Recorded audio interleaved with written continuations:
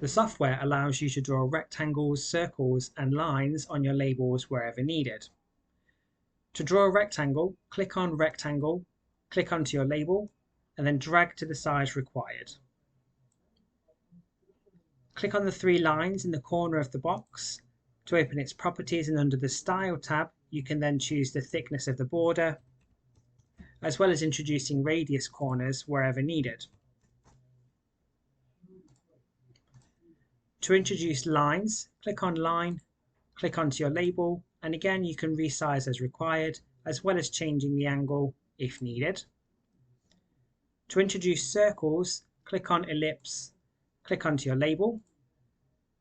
To resize the circle whilst keeping it in proportion, keep your finger on the Shift key on your keyboard and then resize as needed. If you let go of Shift, you can then manipulate the shape as required.